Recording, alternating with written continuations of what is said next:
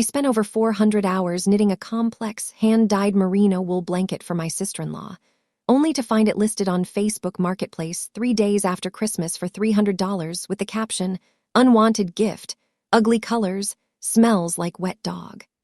So, I created a fake profile, offered her extra money to hold it for me, and showed up at her front door with a smile and a printout of the listing. The yarn cost me $450. That isn't an exaggeration or an estimate.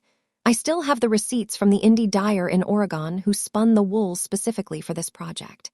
It was 100% superwash merino, the kind of material that feels like a cloud against your skin, dyed in a gradient of deep forest greens fatting into soft, misty grays.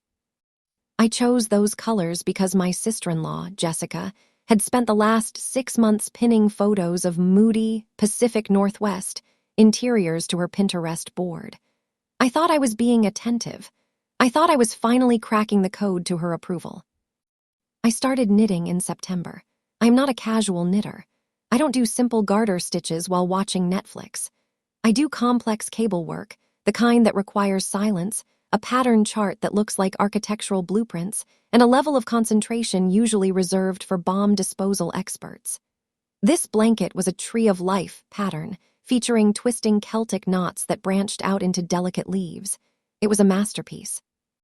I know that sounds arrogant, but in the crafting world, there is a difference between a hobby and an art form. This was art. For 3 months, my life revolved around that blanket. I knitted on my lunch breaks. I knitted in the car while waiting for my kids at soccer practice. I stayed up until 2 a.m. on weekends, my hands cramping, my eyes straining under the craft light just to get another few rows done. My husband, Mark, Jessica's brother, would watch me shaking his head. "Honey, it's beautiful," he'd say, bringing me tea. "But is she going to appreciate it? You know how she is." I dismissed him. "She's family," I said, "and she loves this aesthetic. It's handmade. It's an heirloom. Even Jessica can't turn her nose up at an heirloom." I was wrong. I was so spectacularly, painfully wrong. Christmas Day arrived. We hosted this year. I had spent 2 days cooking, cleaning, and making sure the house looked perfect for Jessica and her husband, Dave. When they arrived, Jessica did her usual routine, a passive-aggressive scan of my living room, a tight smile, and a comment about how brave I was to have a white rug with children. We did dinner, we did drinks, and then we did gifts. I saved the blanket for last. I had wrapped it in high-quality, eco-friendly paper with a real silk ribbon. My heart was hammering against my ribs as I handed it to her. "This is for you," I said, my voice trembling slightly. "I made it." Jessica took the box. She shook it. "Heavy," she remarked. She tore the paper, not carefully, but ripping it in that way that disregards the effort of the wrapping. She opened the box. She stared at the blanket. For a solid 10 seconds, nobody spoke. I watched her face, searching for a spark of joy or awe or even just basic gratitude. "Oh," she said finally. She reached in and touched the yarn with one manicured finger, as if testing it for contamination. "It's a blanket." "It's hand-knit," I explained, leaning forward. "It's the tree of life pattern, and the wool is merino hand-dyed. I thought the green would match your new sectional." Jessica pulled a face. It was a micro-expression, a slight wrinkling of the nose, but I saw it. "Green," she repeated. "Yeah, it's definitely green. Thanks, Op, it must have taken you a while." 3 months, I said, my enthusiasm starting to curdle into anxiety. "Wow," she said, dropping the lid back onto the box. "That's a lot of time. Well, thanks." She put the box on the floor and immediately turned to Dave. "Did you bring the wine from the car?" "That was it. No, I love it." No, unfolding it to see the pattern. She didn't even take it out of the box. She treated it like a toaster she already owned. Mark squeezed my knee under the table, his eyes apologetic. I swallowed the lump in my throat and forced a smile. "It's fine," I told myself. "She's just not expressive. She'll look at it when she gets home and realize how beautiful it is." The rest of the night was a blur of forced cheer. When they left, I watched Dave carry the box out to their SUV. He tossed it into the trunk on top of a pile of other gifts, and I felt a physical pang of pain, like he had thrown a piece of my soul in there with it. That was December 25th. Yesterday was December 29th. I was sitting at my desk, trying to get a head start on some work emails when my phone buzzed. It was a message from my best friend, Sarah. Sarah is a fellow knitter. She knows the blood, sweat, and tears that go into a project like that. The text was just a link to Facebook Marketplace and a series of skull emojis. I clicked the link. The photo took a moment to load, but when it did, the air left my lungs. It was my blanket. It wasn't even a nice photo. It was thrown haphazardly over the back of a lawn chair in a garage, the lighting dim and yellow. You could see the intricate cable work that had caused me carpal tunnel syndrome crumpled and distorted. Listing title: handmade wool blanket, green/gray. Price: $300. Location: Jessica's town. Seller: Jessica. I stared at the screen. I refreshed the page, hoping it was a glitch. It wasn't. I scrolled down to the description. Selling this unwanted Christmas gift. It's handmade or whatever, but the colors are really ugly in person. Too dark for my house. Also has a weird smell like wet dog or chemicals. Heavy and scratchy. Just want it gone. $300 OBO. Porch pickup only. Unwanted. Ugly colors. Weird smell. The weird smell was eucalan, a high-end wool wash that smells of lavender and lanolin. It costs $20 a bottle. I felt a heat rise up my neck that had nothing to do with the temperature of the room. It was a pure distillation of rage and heartbreak. I had poured a quarter of my year into that object. I had thought of her with every stitch. I had visualized her curling up under it with a book. And 3 days later, 3 days, she was selling it to strangers in a garage sale post, insulting it in the process. I showed the phone to Mark. He looked at it, looked at me, and his jaw set hard. "She didn't," he whispered. "She did," I said. "She's selling it for $300. The yarn alone cost $450, Mark. She's trying to profit off my labor while calling it ugly." "I'm calling her," Mark said, reaching for his phone. "No," I said, grabbing his wrist. "Do not call her. If you call her, she'll take the listing down. She'll lie. She'll say she was checking the value or that someone hacked her account. She'll gaslight us, Mark. You know she will." "So what do we do?" He asked. "You can't just let her sell it." "I'm not going to let her sell it," I said, a cold plan forming in my mind. "I'm going to buy it." "You're going to pay her." "No," I said. "I'm going to make an appointment, and I'm going to get my blanket back." I went to my computer. I have an old Facebook account I use for managing a community page for my HOA. It has a fake name, Sheila, and a profile picture of a generic sunset. It looked like a quintessential middle-aged woman who loves live, laugh, love decor. It was perfect. I typed out a message to Jessica. "Sheila, hi, is this still available? I absolutely love the colors. I've been looking for something exactly like this for my cabin." I waited. 3 minutes later, the reply came. "Jessica, yes, it's available. A lot of interest, though. Can you come today?" A lot of interest. Lies. "Sheila, I can come today. I really want it. Would you take $350 if I can pick it up within the hour? I don't want to lose it to another buyer." I knew Jessica. Greed was her primary motivator. If I offered over asking, she wouldn't be able to resist. "Jessica, done. $350, cash only. I'll DM you the address." The address popped up. It was, of course, her house. "Get your coat," I told Mark. "We're going for a drive." The drive to Jessica's house takes about 45 minutes.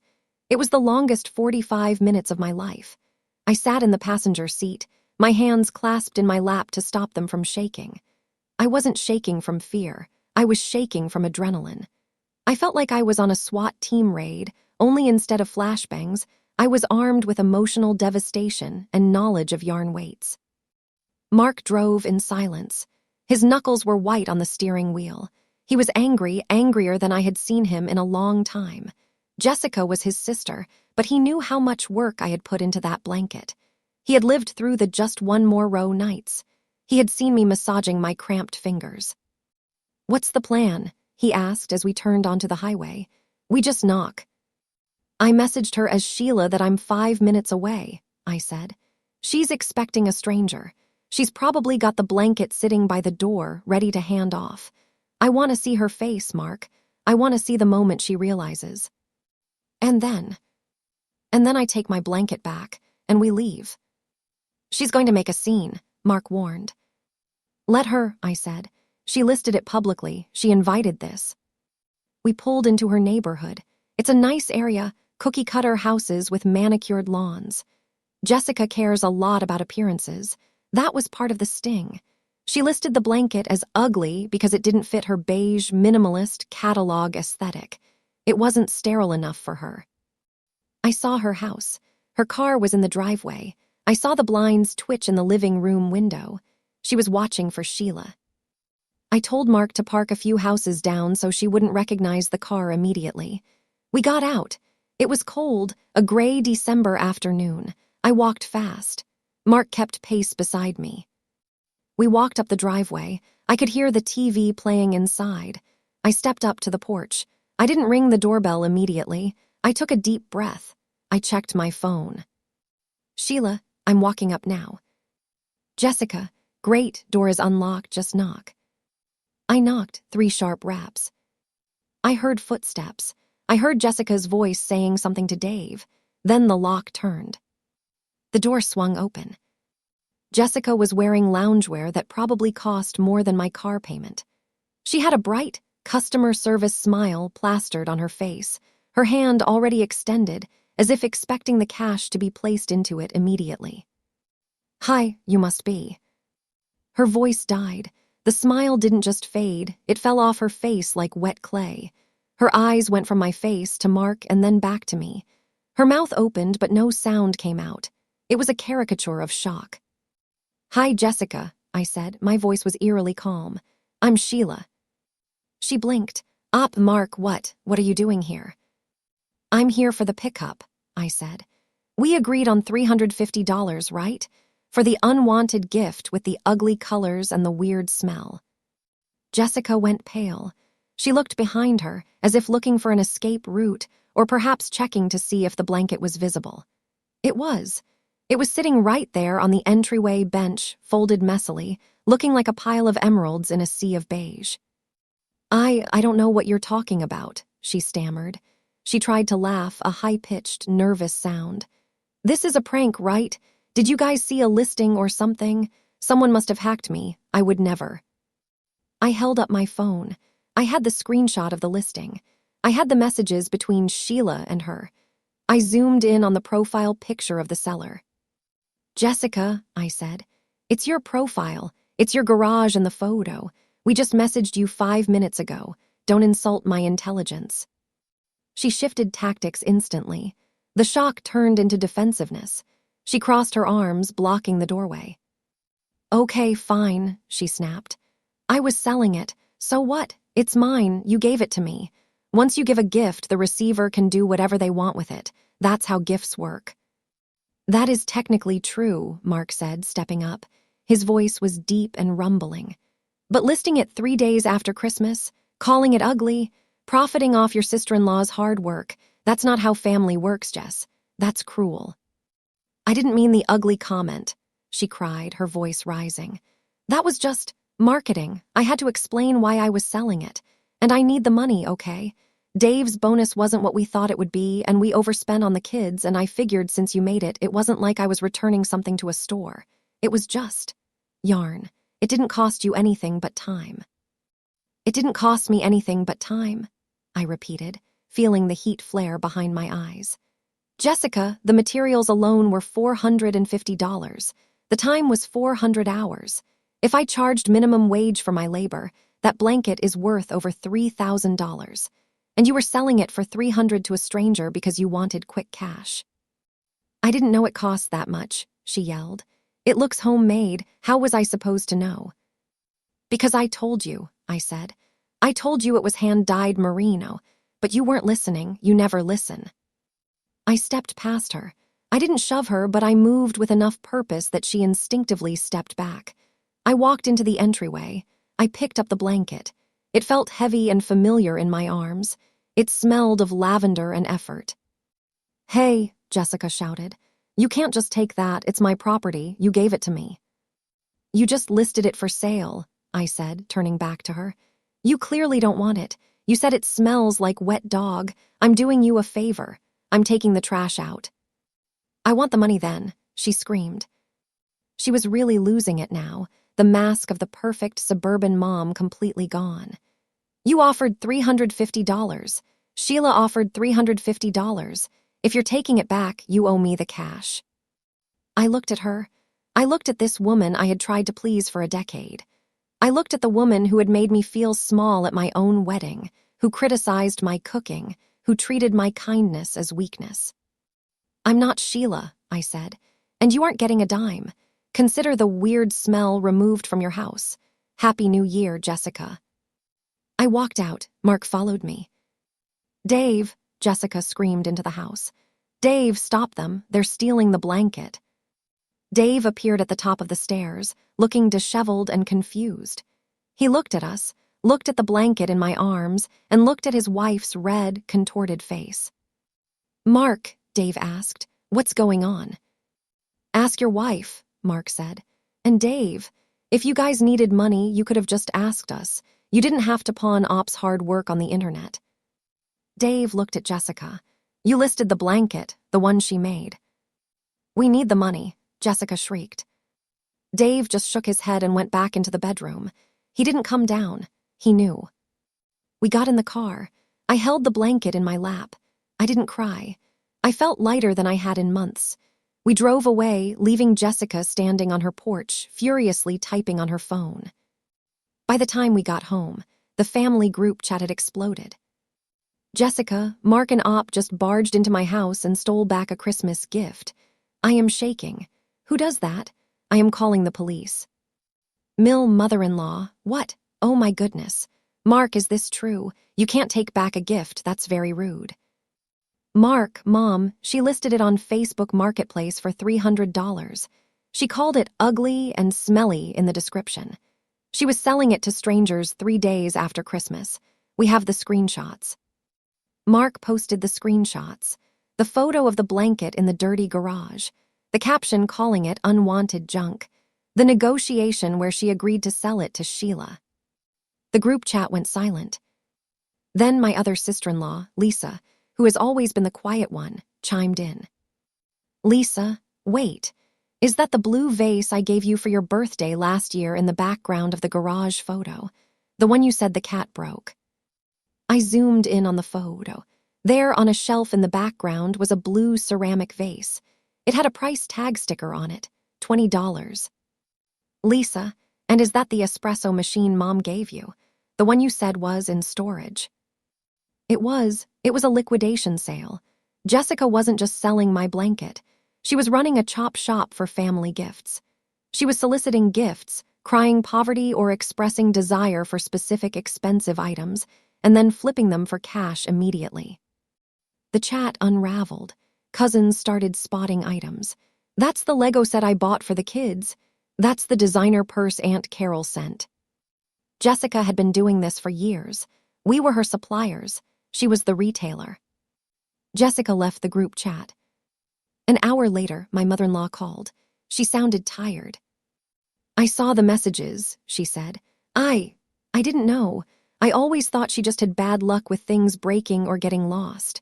Op, I am so sorry about the blanket. I know how hard you worked on it. It's okay, Barbara, I said. I have it back. She's threatening to sue you, Barbara said, for theft. Let her, Mark said from the background. I'd love to hear her explain to a small claims judge why she's entitled to $350 for a gift she claimed was worthless. She didn't sue. She knew she had no leg to stand on. She did, however, block us on all social media. It has been the most peaceful week of my life. I washed the blanket. I reblocked it to get the shape back from where she had crumpled it. It's currently draped over my sofa. It matches my living room perfectly. I sat under it this morning with a cup of coffee. It's warm, it's heavy, it's beautiful. I realized something while I was knitting it. You put love into the stitches. You weave your intentions into the fabric. I intended for this blanket to provide warmth and comfort, and it is. It's comforting me. I'm done being a people pleaser. I'm done trying to buy affection with labor. From now on, I knit for people who understand that a blanket isn't just wool, it's time. And my time is too expensive for people like Jessica. As for the blanket, I think I'll keep it. It's a trophy now. A trophy of the day I finally grew a spine. Update. I checked Marketplace today out of curiosity. Jessica has a new listing up. Vintage mahogany dining set, slight scratches, $800. That's her parents' old dining set. They loaned it to her when she moved in. I sent the screenshot to Dave. I think 2026 is going to be a very interesting year for Jessica.